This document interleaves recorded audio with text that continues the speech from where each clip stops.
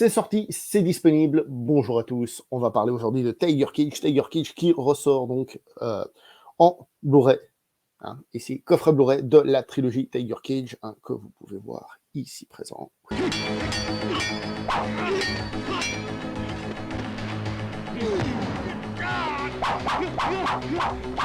Attention, il y a une particularité quand même, il y a 2 films sur un disque, ce qui peut paraître un peu bizarre.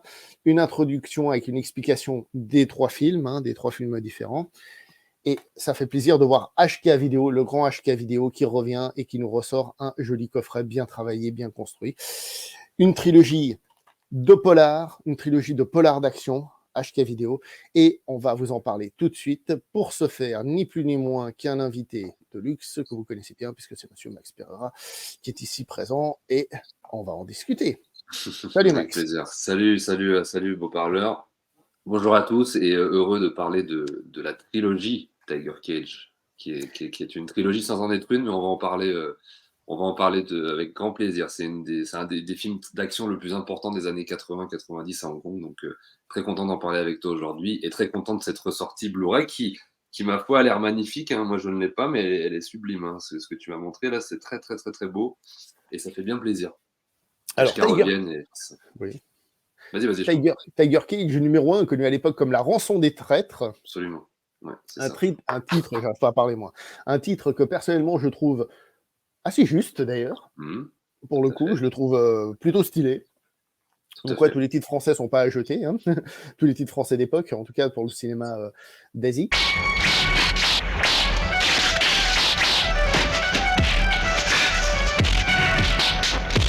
Alors, comment situer tout ça? Alors, je commence et si jamais tu complètes. Grosso modo, il faut savoir que le cinéma d'arts martiaux classique en costume n'était plus à la mode, il n'attirait plus grand monde.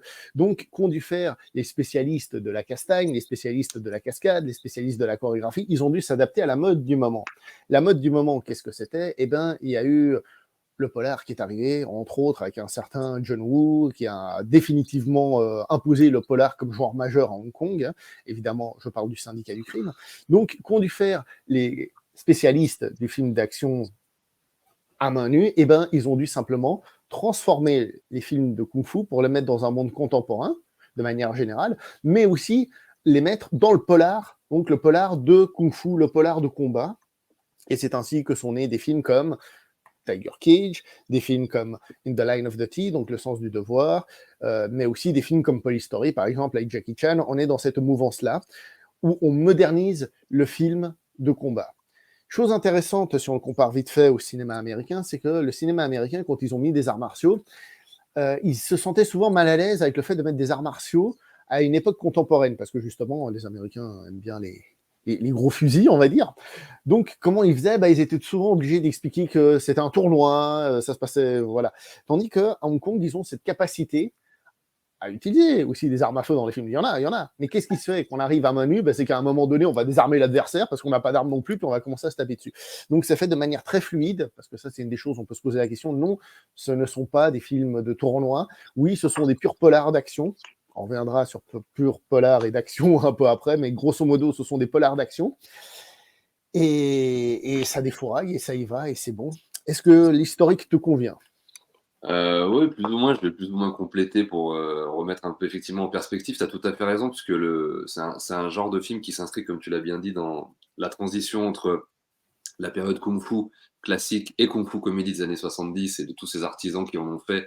Donc, tu as cité les films comme L'essence du devoir, mais qui ont été en fait amenés par un réalisateur qui s'appelle Corey Yun.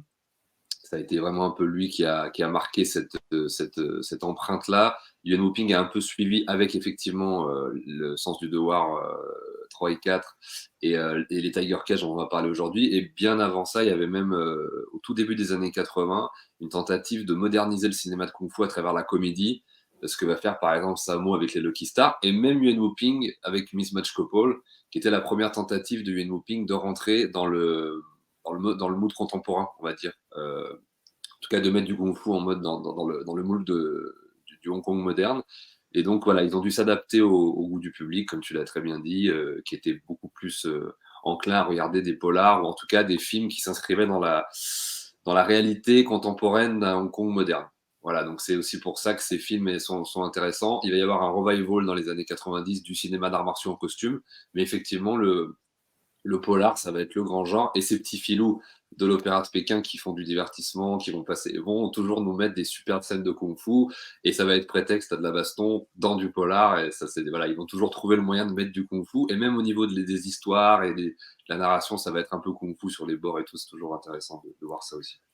On peut déjà se permettre de manière globale de voir aussi que c'est un kung-fu qui lui-même va évoluer. C'est-à-dire, dans les films en costume, on peut nous montrer un kung-fu à coup de technique, de position très Traditionnel, classique. classique. Voilà, exactement. Tandis que quand on va faire du kung-fu polar, qu'on le veuille ou non, ça deviendra quand même plus un peu plus boxé, un peu plus Ouais, exactement. voilà, un peu plus Kickboxing, kickboxing, un peu plus simple, bien sûr, évidemment, 2-3 projections et des trucs comme ça, mais je veux dire, on sera moins dans les positions de main et les positions de jambes traditionnelles. ouais, c'est ça, tout à fait. Je suis tout à fait d'accord. Et bien sur ce, on va partir en 1988 Oui. pour La rançon des traîtres, comme on l'appelait à l'époque. Premier Tiger Cage. Premier film donc disponible sur ce coffret. Réalisé donc par Yuan Wuping. Yuan Wuping, réalisateur chorégraphe que tout le monde connaît évidemment. Pour citer 2-3 trucs qu'il a fait aux États-Unis, il a chorégraphié Matrix, il a chorégraphié Kill Bill, même si Tarantino avait déjà quelques idées forcément. Il a chorégraphié, bon, c'est aux États-Unis, mais on dirait pas Tigre et Dragon. Et à Hong Kong, il a chorégraphié plein de trucs, à ne plus savoir qu'en faire. Il était une fois en Chine, même s'il était une fois en Chine, surtout à partir du 2, etc. Mais je veux dire, c'est un grand réalisateur, un très grand même, de la réalisation et de la chorégraphie martiale tout court, quoi. Et un de ceux qui l'a popularisé aux États-Unis, la chorégraphie martiale à la hongkongaise.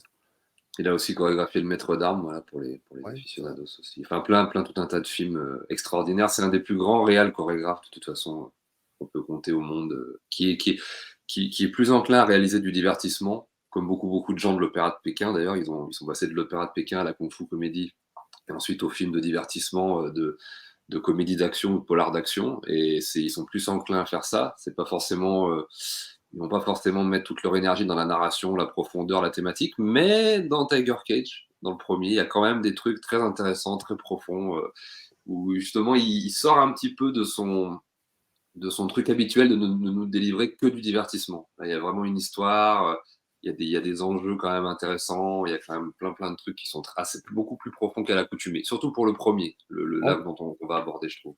Eh ben, justement, on va l'aborder tout de suite parce que le film commence par une fusillade, mais très rapidement, ce n'est plus vraiment un film d'action, en réalité. Tiger King numéro 1, à mes yeux, n'est pas vraiment un film d'action. Il y a quelques trucs, si tu veux, mais c'est vraiment plus un polar, je le dis déjà, avec un scénario assez solide, assez nihiliste, assez sombre. Et, moi, j'ai été surpris la première fois que je l'ai vu parce que j'avais entendu dire que les scènes d'action n'étaient pas forcément les meilleurs qu'il ait fait. Et je suis d'accord. On sent que le gunfight, c'est pas encore tout à fait son truc. Lui, il préfère le combat à main nue, Yuan Wuping. Hein. Mais je trouve que le film a une histoire très solide qui se tient super bien et qui fonctionne, quoi, tout simplement. Déjà ça. Est-ce que c'est un film d'action et on peut parler du gunfight surtout du début. Qu'est-ce que t'en penses? C'est très intéressant ce que tu dis par rapport au. Il se situe à mi-chemin entre plein de choses. Moi, j'avais fait une longue vidéo sur ma chaîne où je parlais spécifiquement du premier, parce que je trouve que c'est vraiment le plus intéressant de tous. Pas forcément justement celui où l'action est la plus intéressante, mais où le reste est le plus intéressant, le côté polar, le côté trahison, parce qu'on va retrouver en fait. On va dire que Tiger Cage, c'est une espèce de fausse trilogie. Les titres chinois, c'est pas du tout une suite comme les Sens du Devoir qui ont les mêmes, enfin, plus ou moins les mêmes noms dans le titre chinois. Là, chaque nom chinois va être vraiment différent. En fait, Tiger Cage 3, on peut dire que c'est un petit peu le thème principal de cette trilogie, c'est la trahison. C'est vraiment le thème de la trahison et du rapport qu'ont les héros et les protagonistes avec l'argent et la trahison par rapport à l'argent. Ce qui va vraiment être ancré. Et c'est pour ça que c'est une des trilogies les plus intéressantes que Hong Kong ait fait au niveau du polar d'action, parce qu'il y a vraiment le côté jusqu'où sont prêts à aller les protagonistes pour trahir leurs semblables, pour l'argent. Il y a vraiment tout un truc comme ça. Et principalement dans le premier et dans le 3. Le 2 s'en éloigne peut-être un petit peu et vraiment va se focaliser sur l'action, mais le premier et le 3, vraiment, on est vraiment là-dedans. Et le premier, en plus de ça, alors ce que n'aura pas le 3, il va s'appuyer sur un casting incroyable, hein, puisqu'on va quand même retrouver des acteurs ultra solides de polar, plus que de films d'arts martiaux.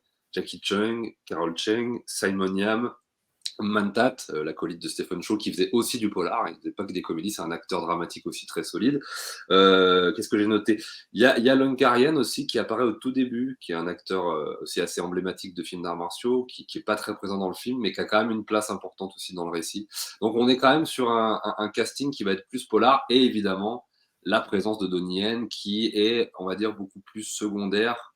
Voilà, ils le mettent en avant. Voilà, là, c'est vraiment l'image du 2 qui va être vraiment le plus emblématique, il va incarner un peu cette trilogie, finalement, Donnie Yen, mais finalement, dans le premier, ça va être le personnage un peu, tu me diras si tu es d'accord, la caution kung-fu, en fait, du film. C'est lui qui va amener le kung-fu, le personnage spécialiste en arts martiaux, d'ailleurs, jeune flic, un peu casse-cou, un peu, voilà, qui est idéaliste, qu'on veut, qui va être vraiment broyé par ce monde de trahison, jusque dans ses tripes et à travers, voilà. Donc voilà, à mi-chemin, mais on sent que Yuen Woo-ping avait pour cahier des charges de faire plus un polar qu'un film de kung-fu, et au fur et à mesure de la trilogie, il va plus tirer ça vers le kung-fu, kung-fu, kung-fu.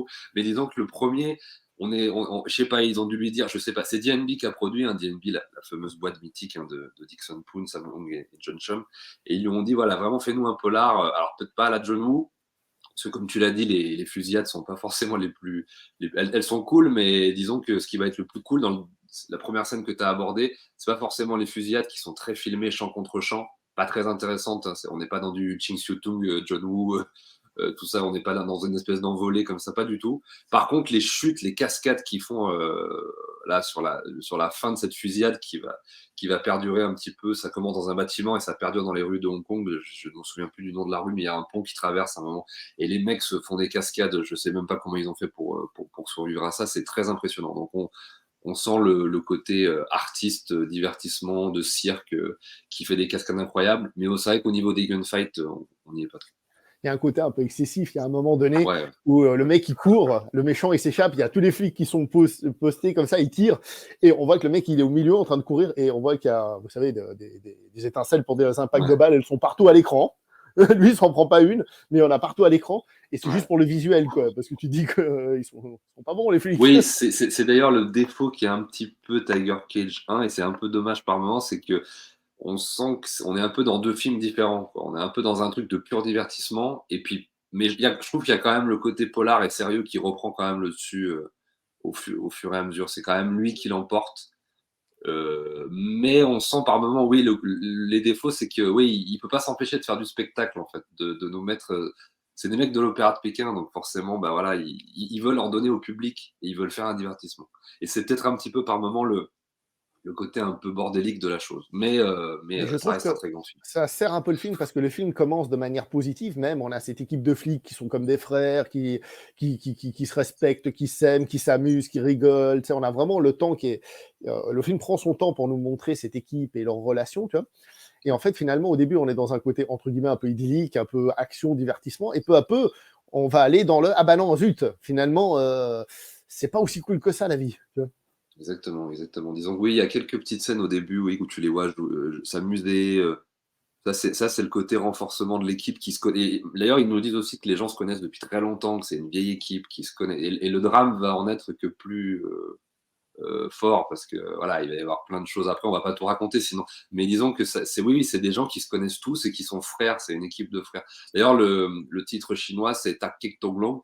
Ça veut dire l'équipe des dragons ou quelque chose comme ça. Tu vois vraiment. Moi, j'avais vu Il y a le l'équipe côté chasseur de dragons. voilà, L'équipe l'équipe chasseur de chasseur de dragons. dragons. Mais disons que voilà, dans le titre, il y a vraiment l'équipe qui est le fait que ça soit une famille, une équipe de flics qui résout des enquêtes et qui va partir en cacahuète complète. Ouais. Alors, on va pas vous dire qui, quoi, comment, parce Ah ben qu'on n'est non, pas là non, pour vous expliquer le film. De toute façon, ça, il n'a pas non. besoin d'être expliqué. Hein. Je pense il n'est pas compliqué. Ça se regarde tout très bien.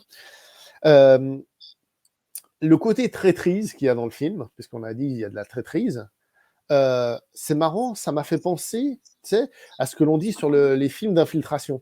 Sauf que ce n'est pas le classique flic qui s'infiltre et qui se pose des questions. Cette fois-ci, c'est l'inverse. Tu vois.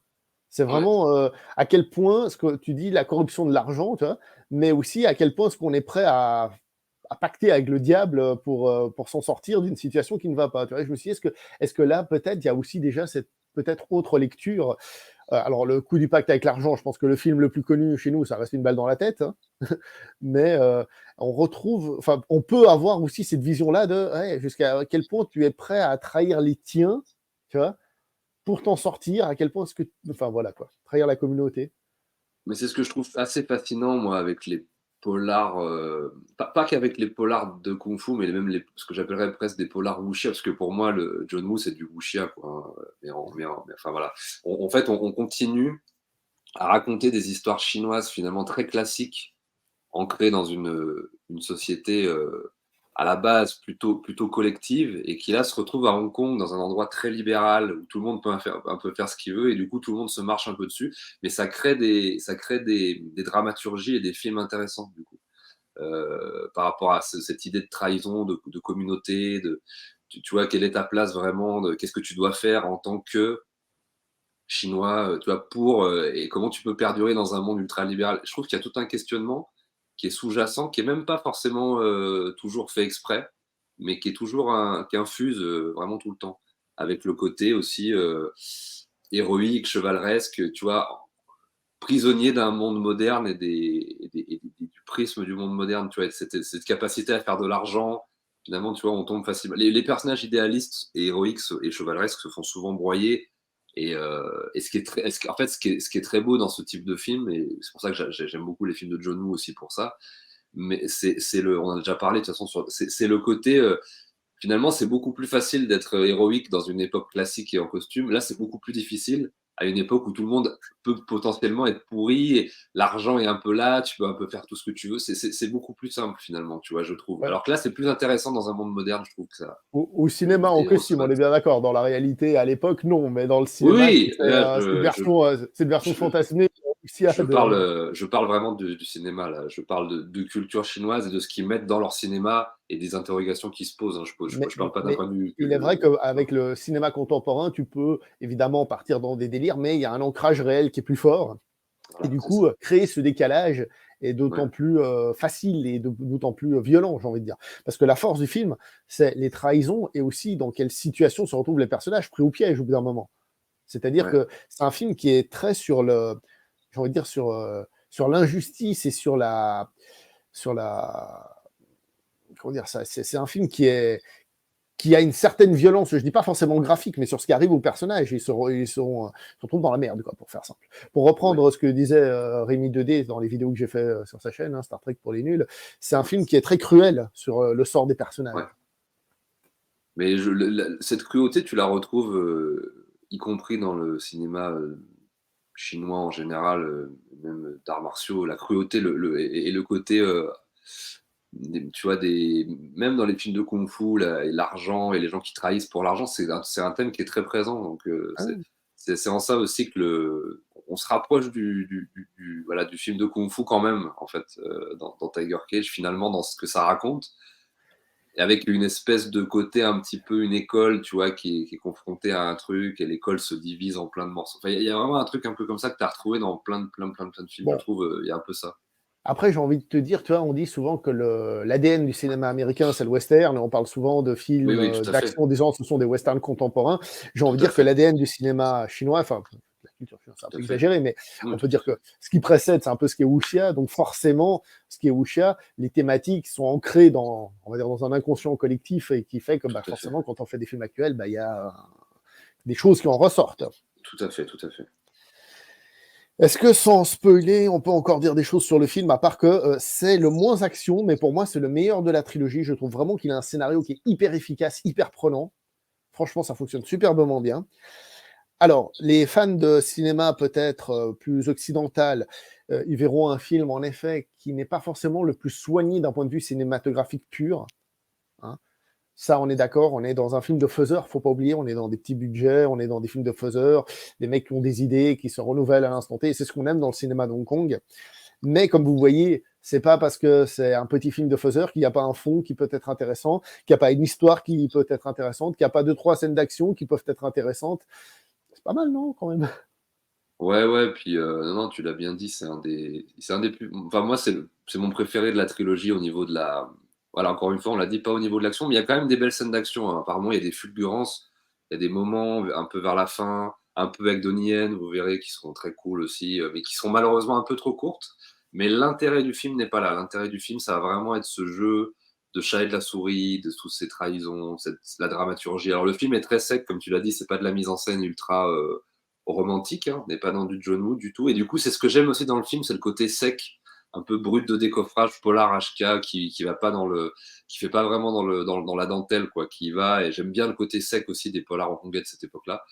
Non, non, pour moi, c'est un grand must. J'avais vu la bande-annonce HK, justement, HK l'avait sorti, avait, dans la cassette vidéo, là, je suis une petite aparté nostalgique, mais il y avait la bande-annonce qui tournait en boucle sur les cassettes, sans sous-titres.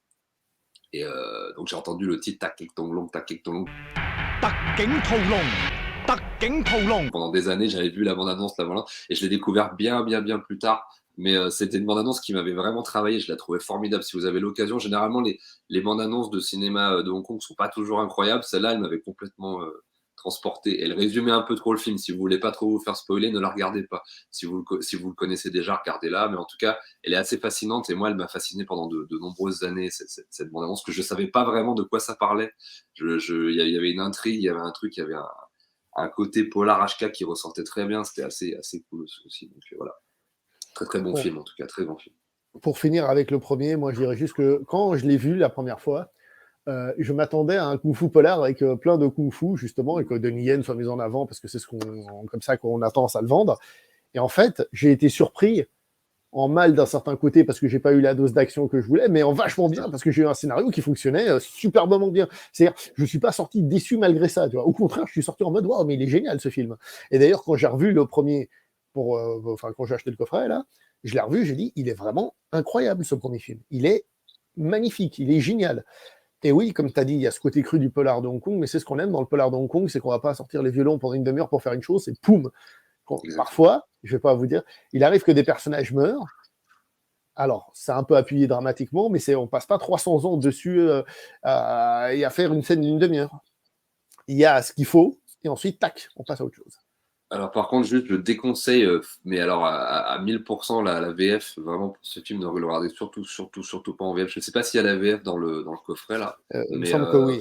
en tout cas, ne le regardez surtout pas en VF, parce que là, pour le coup, vous allez vraiment trouver ça. Elle est horrible. C'est vraiment les vieux doublages. Et en fait, le film, ça, c'est un type de doublage qui correspond bien pour les séries B sympathiques ou les films un peu comiques. Mais là, le film est tellement sérieux que si vous le mettez en VF, ça va vous décaler la vision. Regardez-le vraiment en VO. C'est très important. Vraiment, j'insiste là-dessus. C'est pas un nanar, donc jouez pas à ce Voilà. jeu-là. C'est ça, exactement. C'est pas un nanar, c'est pas un film sympathique, c'est assez noir, c'est assez cru. Il y a des moments un peu comiques, il y a des moments un peu légers, comme on l'a dit, des moments un peu de divertissement comme ça qui arrivent et tout. Mais ne le regardez vraiment, vraiment pas en VF. C'est typiquement pas ce qu'il faut faire. Je viens de penser à un truc que je voulais dire. J'avais dit qu'on avait fini avec le premier, mais non, en fait, on reste dessus. Un truc que je trouve assez intéressant, c'est qui fait du kung-fu dans le film. Alors, Donnie Yen, en effet, son personnage, c'est lui un peu la caution kung-fu, mais en réalité, la plupart de ceux qui font du kung-fu, ce sont des méchants dans le film. C'était les hommes de main, qui sont en plus des étrangers, des occidentaux. Tu vois. Donc, c'est intéressant de voir qu'en fait, le kung-fu dans le film est une arme des méchants. Une arme des méchants et une arme des...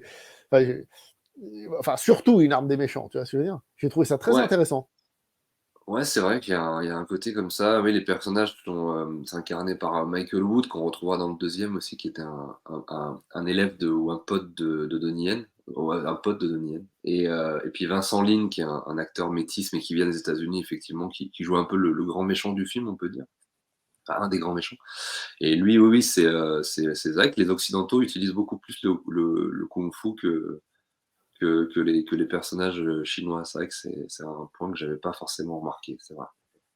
Et peut-être qu'il y a des sous-entendus intéressants là-dessus aussi, là, justement, tu parlais de la tradition, mais là, c'est une forme de tradition qui est amenée par les autres, une corruption de la tradition, peut-être, tu vois, ou des choses comme ça. Tu vois. Mais il y a quelque chose d'existentiel à chaque fois, je trouve, dans les Tiger Cage qui. C'est vendu un peu comme c'est des films d'action et tout, et des trucs de polar et tout, mais il y a quand même un côté ancrage dans une réalité qui est intéressant. Il y a peut-être un truc inconscient, mais il y a un truc qui travaille, je pense, à chaque fois dans les films. Bref, comme quoi, vous voyez, c'est de l'action, c'est un peu série B, si on veut, parce que c'est une série B d'une certaine manière, même si à Hong Kong, c'est très correct, évidemment, mais c'est vachement bien. Donc, du coup, on passe au deuxième, si tu es d'accord. Avec plaisir.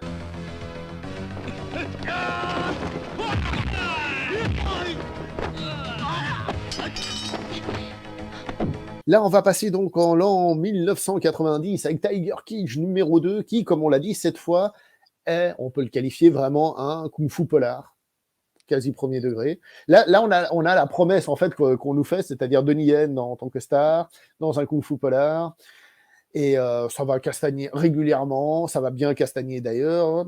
Qu'est-ce que tu peux nous dire, toi, sur le 2 pour lancer un peu la chose?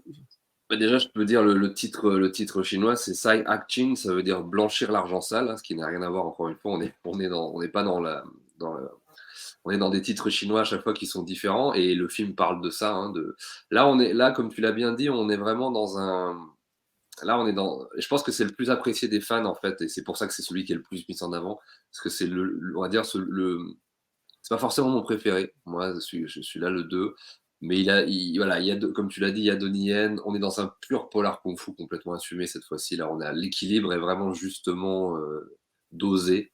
On a des grandes scènes d'action. On a cette fameuse scène de combat à l'épée qui est absolument incroyable, hein. Moi, c'est un des trucs les plus dingues que j'ai vu dans un film, le combat à l'épée, qui est aussi un combat entre Donnie Yen et un de ses potes aussi, dont j'ai oublié le nom, qui est super balèze aussi, qu'on vous retrouvez dans plein de films hongkongais, qu'un acteur occidental, qui se bat aussi contre lui dans Le Sens du Devoir 4. Et voilà, là, du coup, moi, je suis nettement moins intéressé par l'histoire.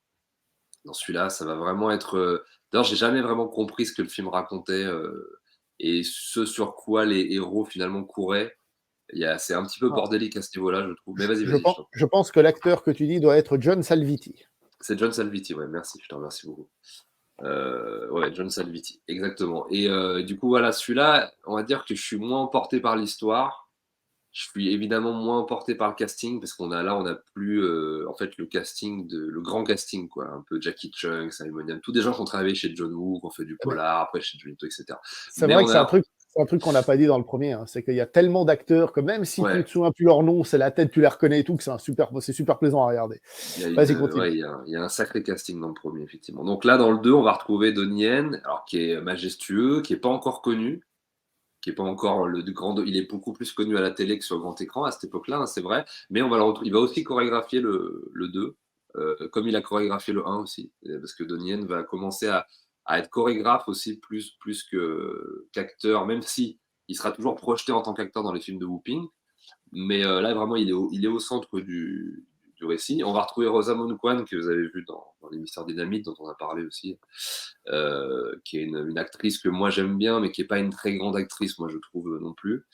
On va retrouver aussi Robin Shou, donc le héros de Mortal Kombat, hein, si pour les amateurs, pour les fans, qui est très très très très cool dans le film. D'ailleurs, Je dirais pas son rôle. comme Robin Chou a très peu de. Finalement, il a fait très peu carrière à Hong Kong, hein, Robin Chou, je veux dire, d'un point de vue rôle comme ça marquant. On peut Ouais. dire, les gens, si vous êtes curieux de voir Donnie Yen versus Liu Kang, bah, Non. c'est ce film. Ip Man contre Voilà. Liu Kang, vous l'avez, vous l'avez, vous l'avez. Et il est très très très bon, il joue très très bien, il incarne bien et il a un kung-fu incroyable. Alors après, c'est pas un casting c'est pas le casting du premier. Là, on est vraiment dans un côté, on met des acteurs plutôt d'action en avant.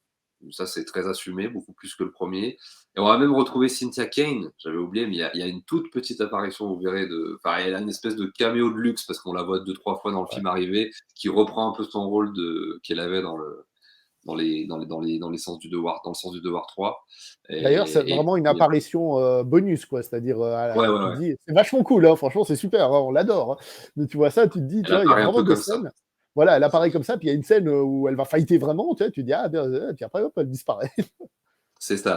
Il y a un côté un peu deux en un, film de ninja de Godfrey, où il y a des personnages qui apparaissent, qui disparaissent un peu comme ça. Mais justement, voilà, le 2, je trouve, tu me diras ce que tu en penses, mais je trouve qu'il est très bordélique, voilà, en termes de narration et finalement, tu t'accroches pas tellement à ce que les personnages entreprennent. Contrairement au premier, tu t'attaches beaucoup plus à l'action. à la musique, à l'ambiance. Moi, je me rappelle que dès la première scène, d'ailleurs, j'avais gardé la musique du générique pour mon générique à moi. Elle m'a complètement fasciné, là, ce générique où l'avion atterrit avec la musique reprise de Tango et Cash, un peu revisitée, là.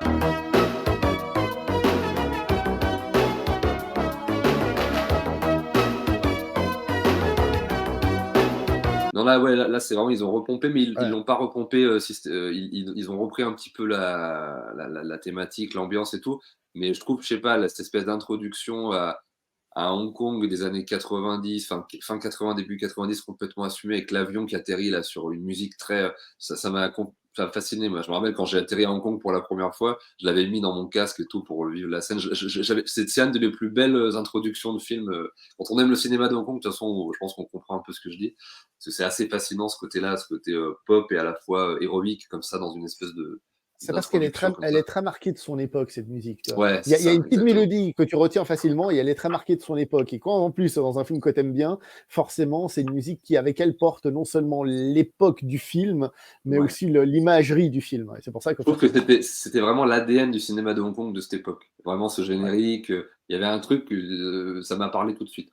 Et puis il y a quand même aussi dans le film des côtés sympas, le duo Donnie Yen, Rosamund Kwan qui font une espèce de, c'est pas un duo vraiment sentimental, mais il y a un petit jeu comme ça entre les deux avec plein de scènes un peu drôles quand même. Il réintroduit quand même beaucoup de comédie. C'est pas un film totalement noir par rapport au premier, je trouve. Dans le coffret, ils disent que, et c'est intéressant, que ça reprend un peu la dynamique qu'il y avait entre, enfin, dans Police Story, tu sais, avec Jackie Chan et, Ouais, c'est ça comment il s'appelle déjà, exactement. j'ai oublié. Avec Bridget Lin. Non, pas Brigitte. Oui, oui, Brigitte Lin aussi, oui. Ouais, Brigitte Lin aussi. Brigitte Lin, Maggie Oui, Cheung, oui, oui, ouais, oui, oui, voilà, il y ouais. a quand Non, même un truc, justement, hein. Ouais, j'hésite entre les deux, oui, c'est pour ça. Oui, ouais, on retrouve un peu cet aspect-là. tout à Moi, fait. j'avoue que personnellement, le personnage féminin au début du film, il est assez horripilant, hein, perso, pendant Ouais, une ouais, bonne partie du complètement, film. Et complètement. je veux dire, oui, ok, l'idée est pas mal, c'est l'histoire d'un flic qui doit sauver une femme qui est pas, comment dire ça, qui veut pas, tout simplement, et qui est casse-bonbon. Mais alors pour lui, c'est plus difficile, mais le personnage féminin n'en sort pas gagnant, je trouve. Après, ça va mieux, heureusement, mais il faut attendre une bonne demi-heure de film, voire plus, hein, pour que le personnage commence à être un peu moins tapé sur le système. Très honnêtement, je trouve que le personnage féminin, ils auraient pu mieux faire pour le coup. C'est vrai, c'est vrai. Puis moi, je trouve que Rosamund Kwan, c'est pas forcément l'actrice la plus incroyable pour ce type de. Elle peut pas vraiment tout jouer, je trouve. Donc, je sais pas, j'aurais peut-être vu quelqu'un d'autre pour la jouer, ça aurait été plus cool. Je sais pas, mais il y a un truc comme ça, effectivement, avec ce personnage qui est un peu agaçant, qui est fait un peu exprès aussi en même temps, pour créer ce décalage entre les deux. Donc, c'est intéressant, mais je trouve que le film patine un peu de ça.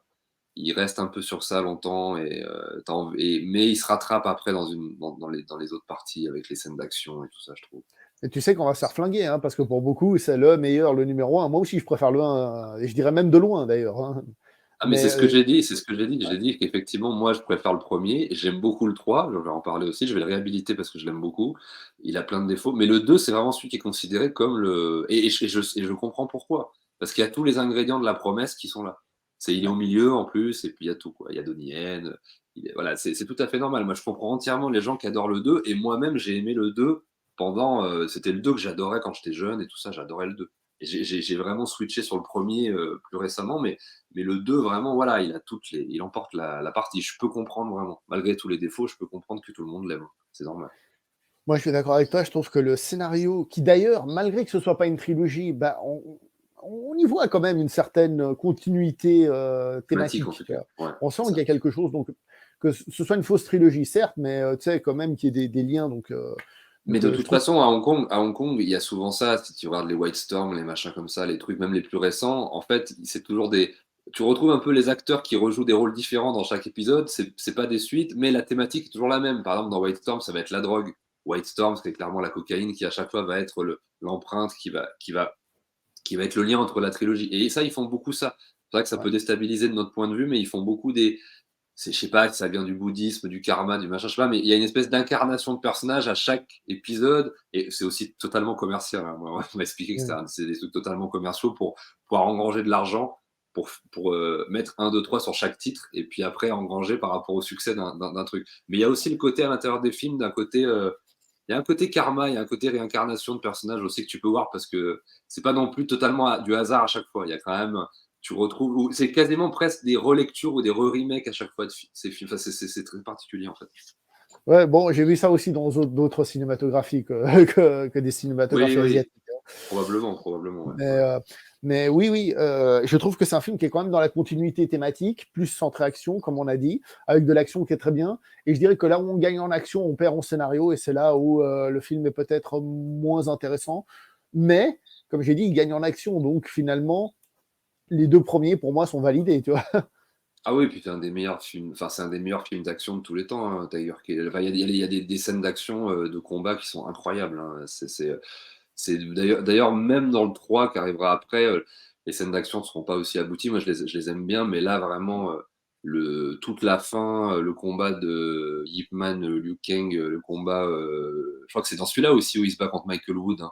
Il y a un revival avec Michael Oui. Wood, le gros black hyper Ouais, ouais, baraque ouais. là, qui est Oui, ultra, qui pour le coup est une espèce de gros pâteau, mais c'est un miracle avec les Hongkongais, ils arrivent à le rendre super dynamique, super rapide, super, c'est super cool quoi.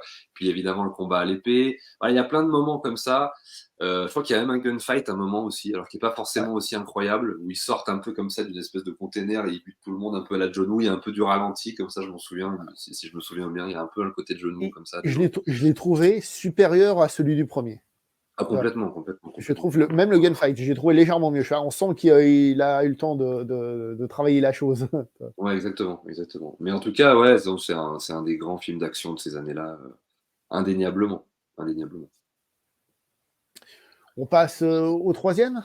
Number three.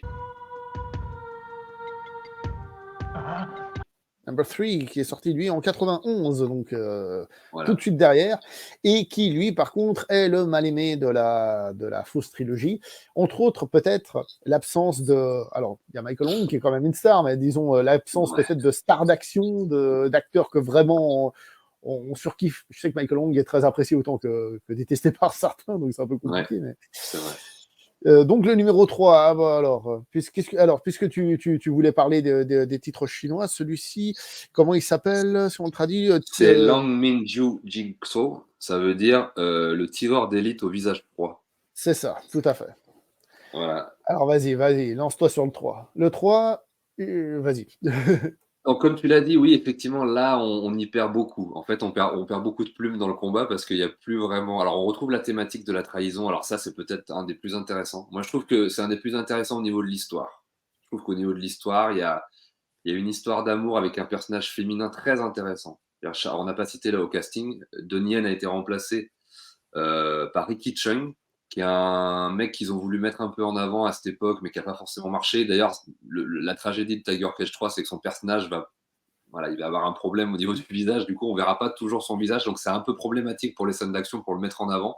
C'est un peu triste pour lui, mais c'est un super combattant. Mais évidemment, c'est pas, il n'a pas la carrière d'un Donnie Yen. D'ailleurs, Donnie Yen partira vraiment du projet dans le sens où il fera plus la chorégraphie non plus. Elle sera assurée par Didi Q, que j'ai eu la chance de rencontrer, qui bossait beaucoup avec Whooping à l'époque, qui était un membre de l'équipe de Whooping, qui fait un super boulot, mais quand même nettement moins bien que le deuxième. Mais il y a quand même des trucs très très intéressants, je trouve, au niveau de la chorégraphie. Et je ne dis pas ça parce que je le connais, je dis vraiment ça parce que je le pense. Les scènes du 3 sont vraiment. Rattrapent un peu les défauts du 3, parce qu'il y a beaucoup de défauts, on va en parler. Et vraiment, les scènes d'action rattrapent quand même le truc. Et voilà, il y a Michael Wong, comme tu l'as dit, qui est quand même un acteur que moi j'adore, mais qui peut effectivement être détesté parce que c'est pas forcément le plus grand des acteurs du monde, mais il incarne aussi ce qu'était l'acteur hongkongais et le cinéma de Hong Kong à une certaine époque. Donc je comprends qu'on l'aime, d'autant qu'on le déteste, hein, parce que c'est pas forcément un grand acteur. Et le personnage principal, en fait, pour moi, du film, le plus intéressant, c'est Charlotte Chongman, qui est l'actrice en fait principale, puisque ça va être vraiment son parcours à elle qui va être, on va dire que c'est un personnage qui va évoluer. Bon, je ne vais pas tout vous raconter, parce qu'encore une fois, il y a plein de, mais c'est un personnage très intéressant. Voilà, je ne veux pas en dire plus, parce que là, si je voulais développer, il faudrait que je spoil un peu. Je ne veux pas en dire plus, mais c'est vraiment un des personnages les plus intéressants que j'ai vu dans un film hongkongais, et particulièrement féminin en plus. Donc c'est très très très très intéressant. Il y a tout un questionnement sur la trahison, l'amour, la responsabilité, le truc qui est vraiment dans le film au niveau de l'histoire. Moi, je le trouve incroyable. un petit côté un petit peu fantôme de l'opéra aussi quelque part, un petit côté comme ça, vraiment tout petit, mais que voilà, il y a un côté très chouette, je trouve. Et le côté justement héroïsme, chevalerie, tu vois, personnage un peu traditionnel, broyé et massacré dans le monde moderne, là, on y est complètement dans le troisième. C'est-à-dire que le personnage, il incarne complètement ça à travers son visage, sa transformation physique, sa posture, son truc. C'est incroyable à quel point c'est. Voilà, moi je suis saisi vraiment par ça. Des chorégraphies assez chouettes, vraiment assez chouettes. Je le trouve plutôt bien filmé, moi. C'est toujours Yuen Woo-ping qui réalise. Moi, je le trouve très chouette. Il y a notamment des scènes comme ça qui surplombent la baie de Hong Kong la nuit, comme ça, qui sont très, très, très belles. Le gros problème, en fait, ça va être le montage, la narration, des moments complètement qui passent du coq à l'âne, des facilités scénaristiques et tout. Et puis, alors, la musique. Alors, la musique, mais là, je l'ai revu, je l'ai revu juste avant de faire l'émission. J'adore le film, alors la musique, c'est juste pas possible. Dès les premières notes, autant les deux premiers avaient Bon, Hong Kong, ça n'a jamais brillé en termes de musique, mais le premier et le deuxième, il y avait une musique très sympa qui t'émergeait vraiment. Là, toutes les musiques sont à côté de la plaque. Les scènes de romance, c'est de la niaiserie synthétique appuyée qui n'a aucun sens. C'est vraiment, mais la musique, ça peut sortir du film, vraiment. Je pense qu'il faudrait refaire la BO et refaire à peu près le même montage, et tu as un film tout à fait bon, mais la musique te sort complètement du truc, je trouve. Hein. Voilà, j'ai essayé de le réhabiliter un peu, et il faut le réhabiliter parce que c'est un petit peu le mal-aimé de les trois. Et je peux comprendre. Mais, mais il a plein de qualités, mais la musique, c'est pas possible. La musique et puis les facilités scénaristiques, c'est difficile. Moi, je trouve qu'avec ce film, on revient un petit peu, on essaye de revenir d'une certaine manière au premier film, c'est-à-dire Ouais, on délaisse d'une tout à fait. certaine manière l'action au premier plan, ce qui ne veut pas dire qu'il n'y en a pas. Hein. Et un truc qu'on n'a quand même pas dit, hein, parce qu'on dirait qu'on est déblasé tellement c'est évident. C'est Yuen Woo-ping à la chorégraphie des combats, c'est-à-dire quand même les scènes d'action, si on compare à ce qui se faisait ailleurs, ça reste du très très haut niveau. Ça, il faut C'est quand même incroyable. ça, on a tendance à l'oublier parce que pour nous, c'est tellement la base de notre pizza Ouais, qu'on aime qu'on a tendance à oublier de le dire. Donc, il revient c'est vrai. un petit peu à un côté plus dramatique et tout ça, mais il y a quand même des soucis de rythme. Hein. Des Oui, soucis tout à fait, de tout à rythme fait. Le qui sont assez rythme, marqués. la narration, ouais, ouais, tout à fait. Il y a pas mal de trucs comme ça qui font que le film impacte moins quand même. Et les scènes de fight, bien que très bonnes, m'ont paru aussi un peu moins bonnes que dans le 2. Tout à fait, tout à fait. Mais pas honteuse, intéressante. Oui, oui. Très, très, très, assez chouette. Effectivement, on n'est pas au niveau du deuxième, ça c'est sûr. De toute façon, c'est vraiment le 2 qui remporte la timbale pour l'action. Mais je trouve que voilà, le 3 en fait, c'est un petit peu. C'est marrant parce que ça aurait pu être parfait, une bonne alliance entre le premier et le deuxième.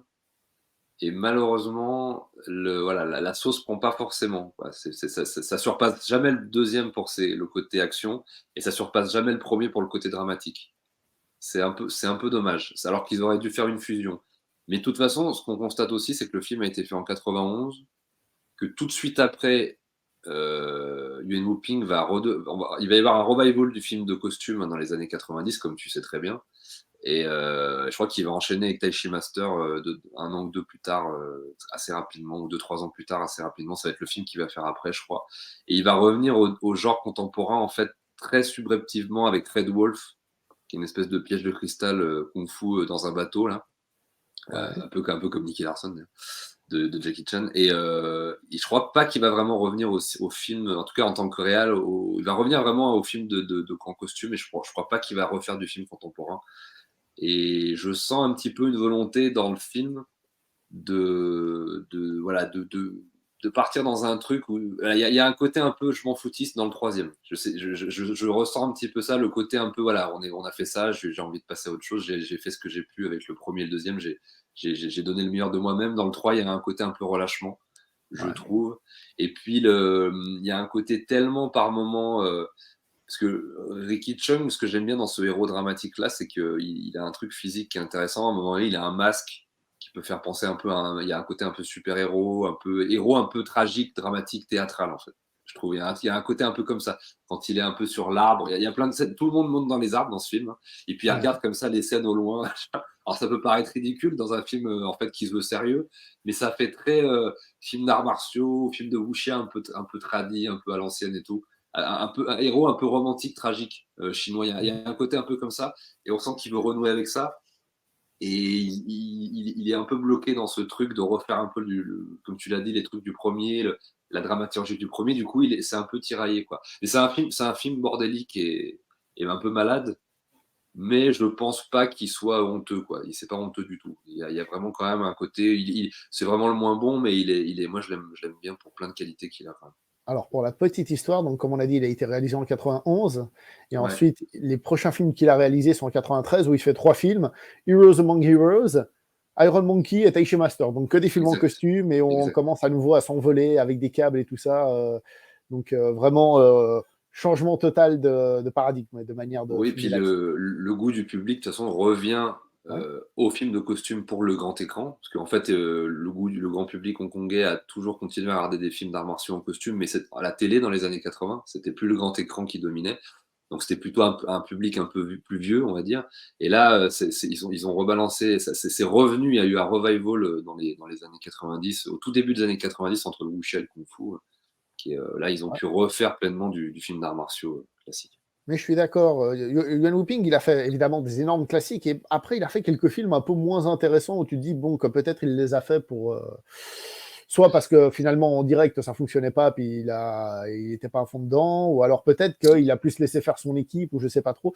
Mais il a des films qui sont quand même moins pertinents, on va dire. Ce que j'ai Même s'il. entendu dire, ce Oui. que j'ai entendu dire pour compléter ce que tu dis, je l'ai entendu, alors, ou je l'ai lu, je sais plus, mais Yuen Woo-ping, il avait tendance à dire qu'il n'avait pas forcément.